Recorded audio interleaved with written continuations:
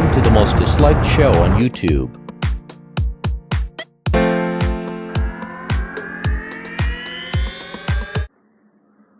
Okay, Charlie, so the establishment, they really want this Beto O'Rourke. He's one of, there's quite a few of them that they like. But they're throwing this guy into the mix. And this guy, I would probably vote for Ted Cruz over this guy. This guy just pisses me off so much. I loathe you. I loathe you with every ounce of fiber in my body. What about you, lover? You hate this piece of garbage. Oh, you hate this stupid piece of garbage. Yeah.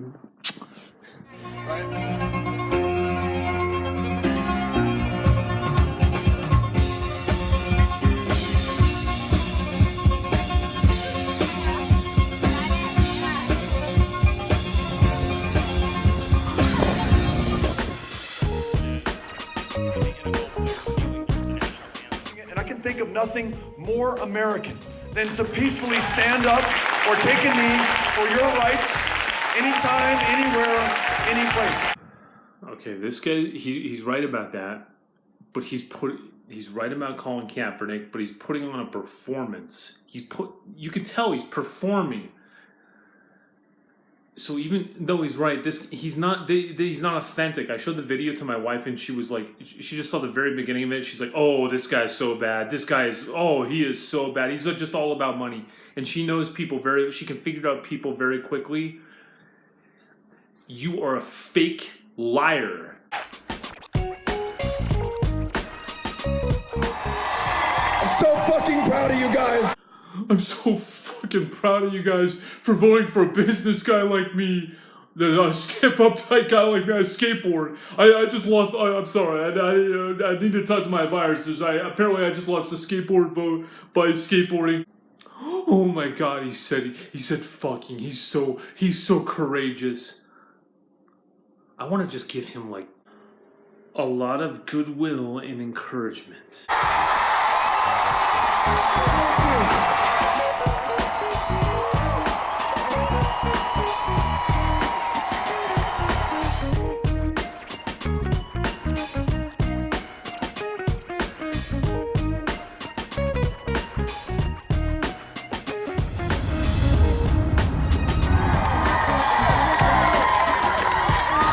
On the road again, headed back to Wichita Falls. Beto O'Rourke was also in East Texas today. He made stops in Longview and in Tyler. In West Texas today, Senate hopeful Beto O'Rourke made his 8th visit to Lubbock. You can hear the chants of Beto here behind me. O'Rourke is shaking hands and taking pictures with people after a short speech in the middle of this field.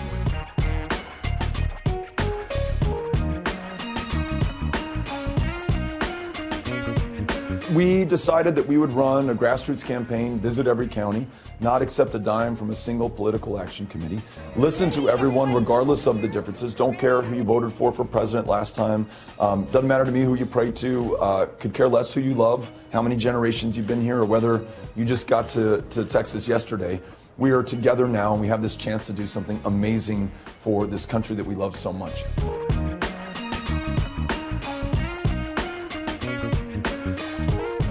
Stands up for people who have been traditionally disenfranchised, marginalized. You know, the reason I'm standing with Beto is because he stands for unity. He stands for families being together instead of being torn apart. Well, I think he's great for my generation, you know. He's going to be big for us. I don't know what to say. I just love him so much. God, I've had to edit this video a lot because I've said some very mean things about people that I might regret. But you people, you low IQ people, you never fucking seem, you're not educated. We lack education in this country, but we also you should be able to see right through this guy. He's a wolf in sheep's clothing. He wants the position. Do you get it? This is a guy that likes to climb the social ladder, the corporate ladder. And honestly, I don't know a lot about his positions, but I can just tell.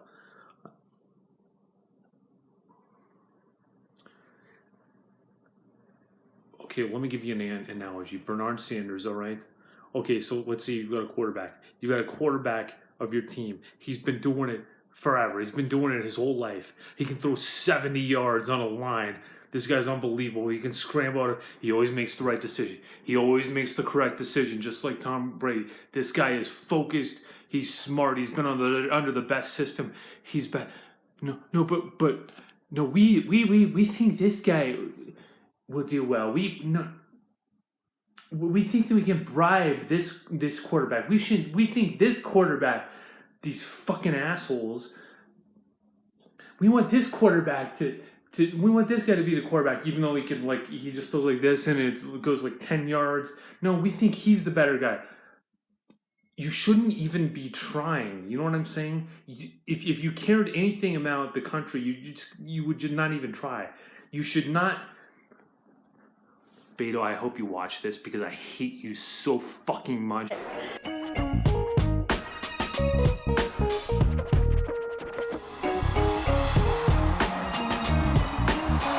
I am as inspired, I'm as hopeful as I have ever been in my life. And tonight's loss does nothing to diminish the way that I feel about Texas or this country.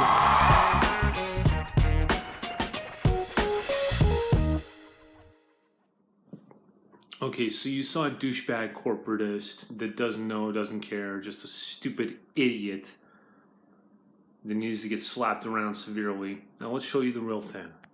This is my 2-week paycheck from McDonald's, only $500. Many of my coworkers make even less. I will show you the deal. This is the receipt for my social childcare, which was $100 a week. I also have to pay heat and water, which is $300. On top of that, I have to pay $500 for rent. I can't pay my bills and support my son after the poverty wages that I make, even after 5 years of debt. My name is Asha Lynn, single mom, 2 little ones. DC General Family Shelter now. I was actually born here February 18th, 1985. You know, being homeless, getting housed, and going back to being homeless, that shouldn't happen. I am disabled. I have a genetic connective tissue disorder called Ehlers-Danlos syndrome. Medicaid and Medicare reduce other costs. Without those programs, I would end up in the hospital a lot more. But if these programs are cut, I don't even know if I'll be alive.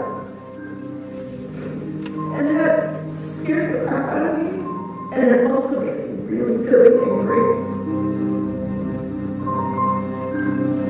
We make $12.30 an hour, and that's not enough for me to give my kid a shot at the American dream. My husband and I both work full-time jobs. With working 40 hours a week, we still do not make enough money to be able to support our family. The saying is, the rich get richer and the poor get poorer, and that's exactly what is happening. It gets to a point where, you just don't, you throw in the towel because you just don't know what to do to fix the problem. Good evening, everyone. And let me thank all of you for being with us here in the nation's capital. We have an overflow crowd, and let me thank the many, many people all over the country who are watching this town meeting via the internet. Tonight, we are going to ask some questions and have a discussion with some of the most knowledgeable people in this country on issues that are very, very rarely, if ever, discussed in the corporate media. Tonight, we're going to take a hard look at why over the last 40 years, the middle class of this country has declined while oligarchy is on the rise.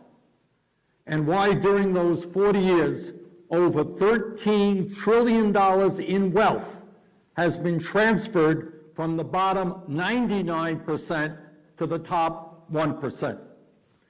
Tonight we're going to talk about income and wealth inequality and what it means morally and economically, when 3 people in this country own more wealth than the bottom half of America, when the top 1%, when the top 1/10 of 1% now owns almost as much wealth as the bottom 90%.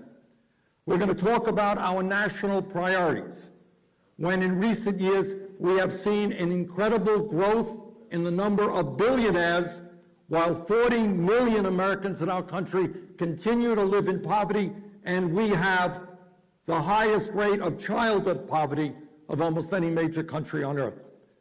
Tonight we're going to talk about what it means for the working class of this country when over 50,000 factories have been shut down since 2001 and millions of workers have lost decent paying jobs. We'll discuss what it means when trade union representation in the private sector has declined from about 30% in the late 1950s to less than 7% today. But it's not just economics that we're going to talk about tonight. We're going to ask what it means to American democracy when, as a result of this disastrous Supreme Court decision on Citizens United, we have a handful of billionaires like the Koch brothers who are prepared to spend $400 million in the midterm elections to elect candidates who represent the wealthy and the powerful. And we're going to discuss why it is that 4 years ago, almost 2/3 of the American people chose not to vote. We're going to discuss why it is that the United States of America, the wealthiest country in the history of the world, is the only major country on earth not to guarantee health care to all people as a right or have paid family and medical leave. At a time when life expectancy in the United States is actually on the decline, we're going to ask what it means that our workers work some of the longest hours of any people in the world, while millions of jobs in this country provide 0 vacation time.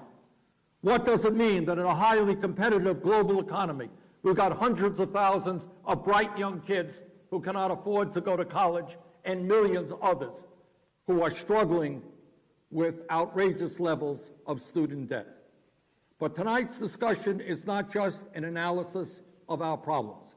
We're going to talk about solutions, about where we go from here, and how we create an economic and political system which represents the needs of all Americans and not just a handful of wealthy campaign contributors. And of course, we would show you all of that if we could, but the limit that we can do here is 15 minutes on a video. So just Google search inequality for all, TYT, Bernie Sanders, Town Hall, and you should be, please do watch the rest of it. Appreciate it. Please remember to subscribe and hit the dislike button at the bottom of the page. Contribute on the About screen of the channel by clicking on the PayPal button.